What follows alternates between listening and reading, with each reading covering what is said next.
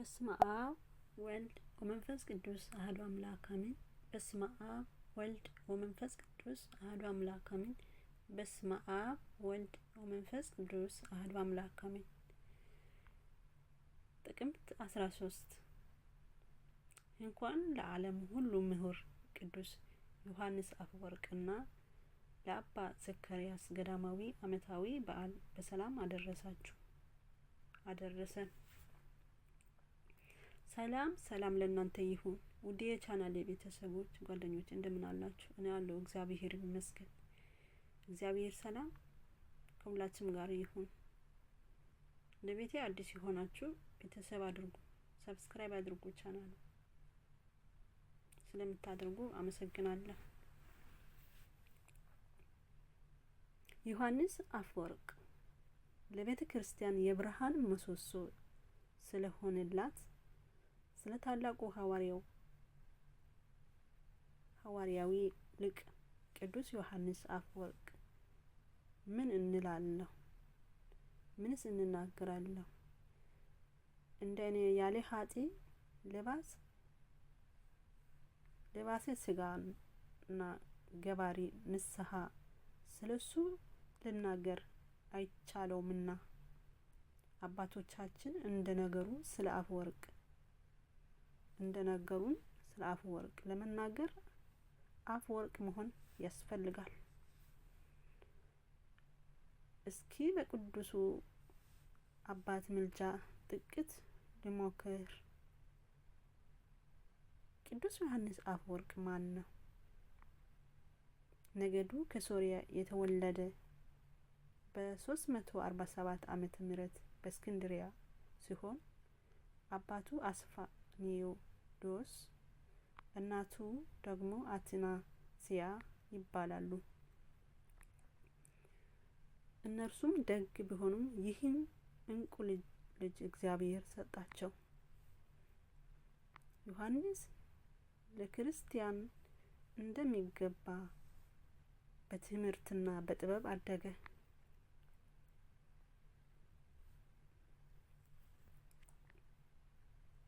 ገና በሕፃንነቱ ወደ ግሪክ ሄዶ የዘመኑ ሳይንስ ፍልስፍና ከአፍ እስከ ገደፍ ተምሮ ተመልሷል። ቅዱስ ዮሐንስ አፈወርቅ ለየት የሚያደርጉት ነገሮች አንዱ ይኸው ነው። በዘመናዊ ሆነ በመንፈሳዊ ትምህርት ይህ ቀረ የማይሉ ሊቅ የሆነ ገና በ15 ዓመቱ ነበር። በሁለት ወገን የተሳለ ሰይፍ በመሆኑ እንኳን በሕይወት ስጋ እያለ ዛሬም ለንፍቂያን ትልቅ የራስ ምታት ነው። ቅዱሱ ገና በ16 ዓመቱ ሀብት፣ ንብረት፣ ውበት፣ ክብርና እውቀት የሞላለት ቢሆንም ያለው ሁሉ ለነዳያን ሰጥቶ መጻሕፍትን ብቻ ሰብስቦ ከባልንጀራው ቅዱስ ባስልዮስ ጋር በረሃ ገባ። ሰውነቱን በጾም በጸሎት እየቀጣ በበረሃ ሲኖር ወንጌላዊ ቅዱስ ዮሐንስና ሊቀ ሐዋርያት ቅዱስ ጴጥሮስ ወደ እርሱ መጡ። ሊቀ ሐዋርያት የመንግስተ ሰማያት መክፈቻ ስልጣን፣ ቅዱስ ዮሐንስ ደግሞ ወንጌሉን ሰጥቶ ተሰወሩት። ከዚችም ዕለት በኋላ ቅዱስ ዮሐንስ አፈወርቅ ባሕረ ምስጢራት ሆነ ብሉይ ከሐዲስ ከኦሪት ዘፍጥረት እስከ ራእየ ዮሐንስ ድረስ በአንድምታ ተርጉሟል። ትርጓሜ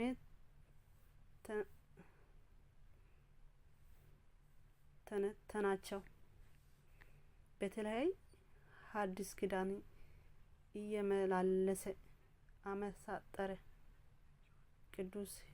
ቅዱስ ሕሊናው ሳይታከት ንጽህ እጆቹ ሳይዝሉ የጻፏቸው ድርሳናት መላእክታት ትርጓሜዋት ቢቆጥሩ 10,000 ሞሉ። በእውነት ለዚህ አዘክሮ ይህን አንክሮ ይገባዋል። የሚገርመው ይህ ሁሉ ሲሰራ እድሜው ገና ለጋ ማዕረጉም ድቁና ነበር።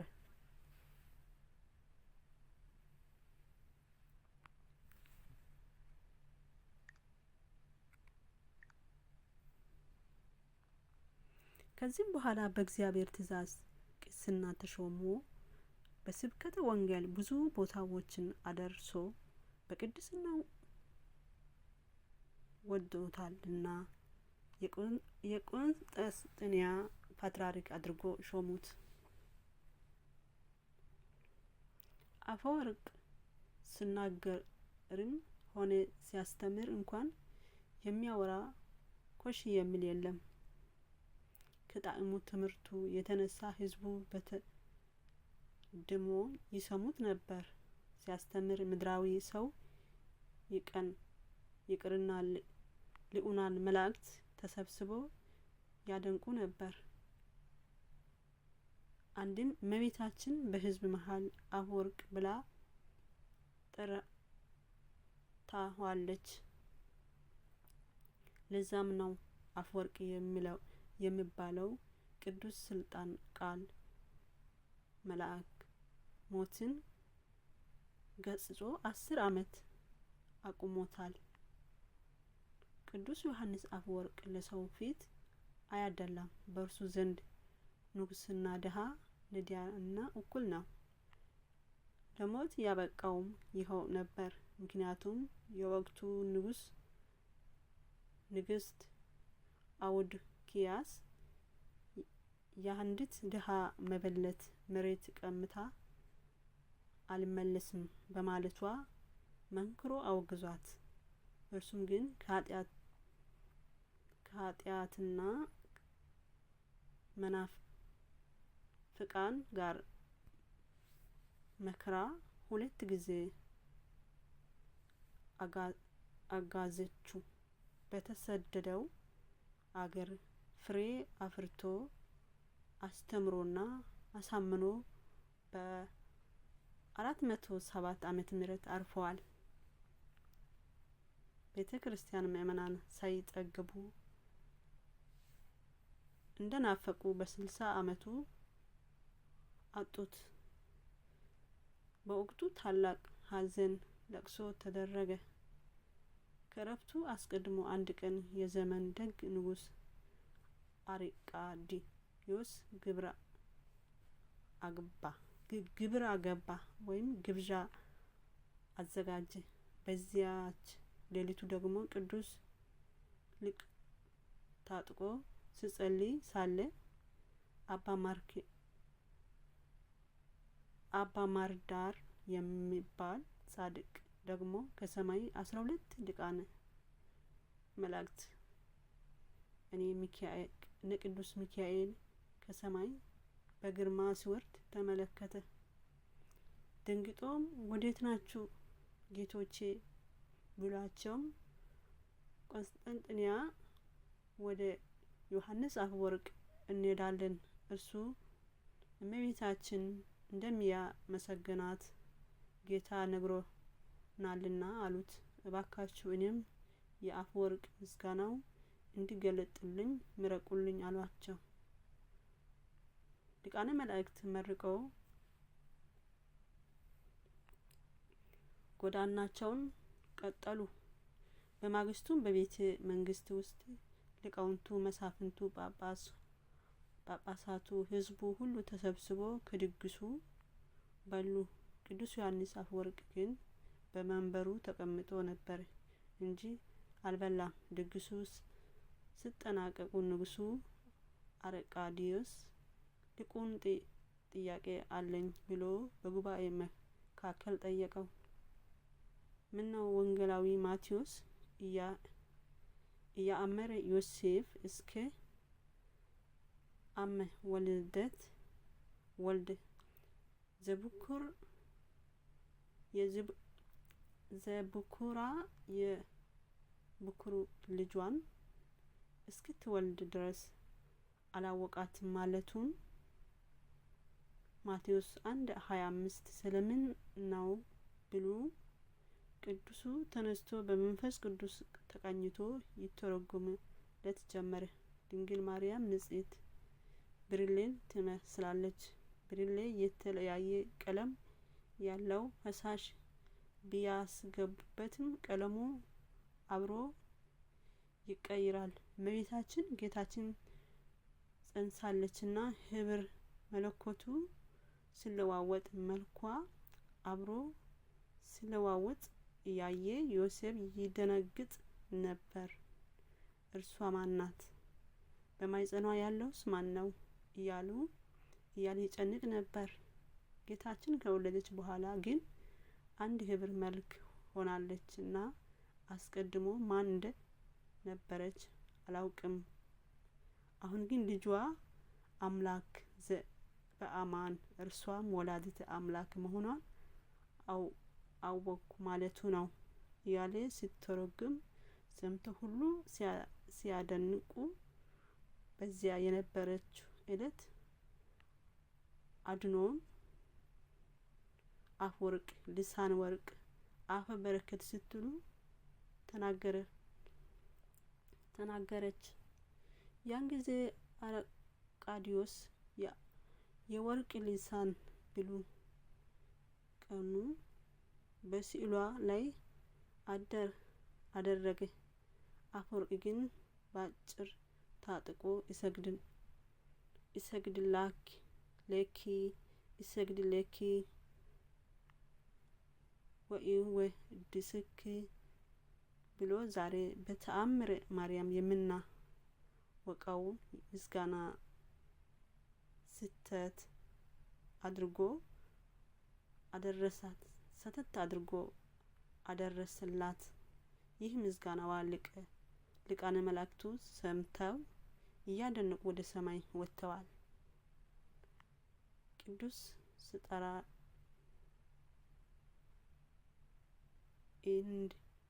እንዲህ ነው። ቅዱሱ ስጠራ እንዲህ ነው።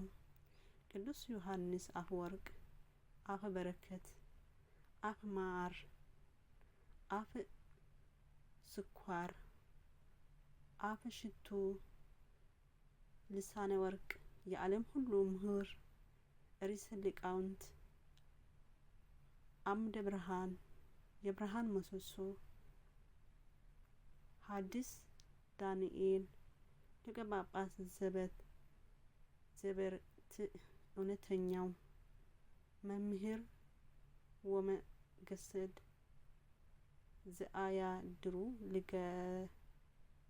ለገጸ ጥዑም ቃል አባ ዘካርያስ ገዳማዊ። ይህ ታላቅ ጻድቅ ባለ ጥዑም ዜና ነው። ወላጆቹ እሱንና አንዲት ሴት ከወለዱ በኋላ አባቱ መንኖ ገዳም ገባ። ከዘመናት በኋላ ረሃብ በሀገሩ ሲገባ እናቱ ወስዳ ለአባትየው ሰጠችው። ይህ ጊዜ እድሜው 7 ዓመት ነበር። በገዳም ከአባቱ ጋር ሲኖር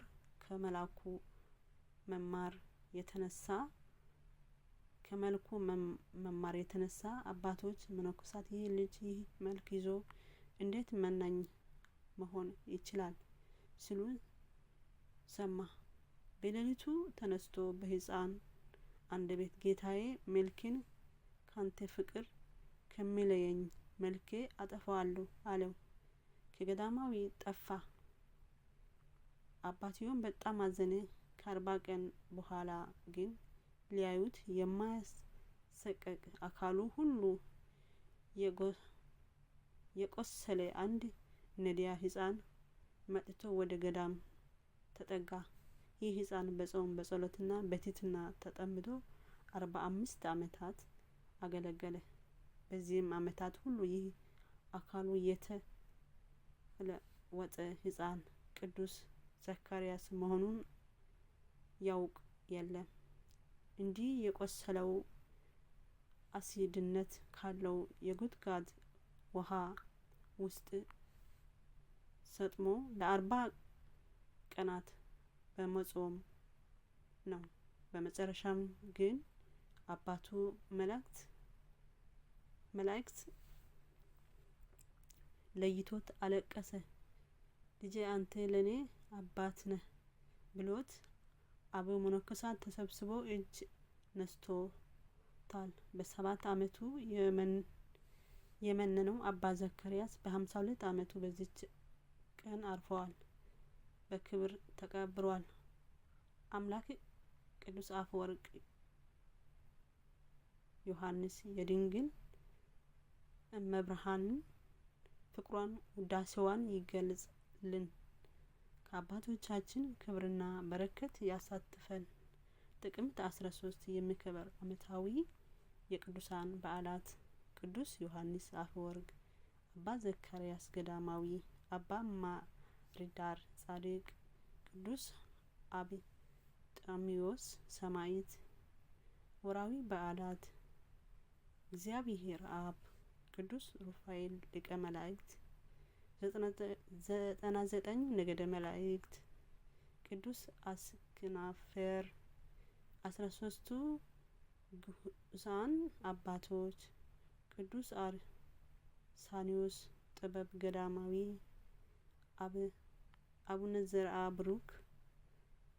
ዘርአ ብሩክ።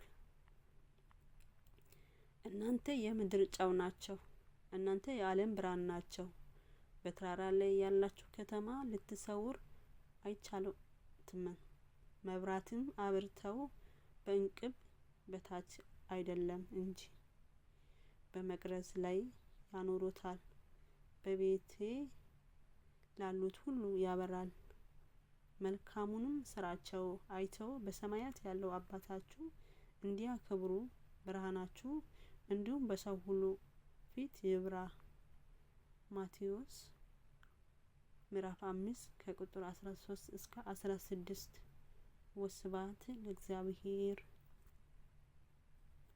ወለወላዲቱ ድንግል ወለመስቀሉ ክቡር። የጻፉልን አባቶቻችን ቃለ ሕይወት ያሰማልን። አሜን አሜን። ምንጩ ቅዱሳንን እንወቅ ይላል።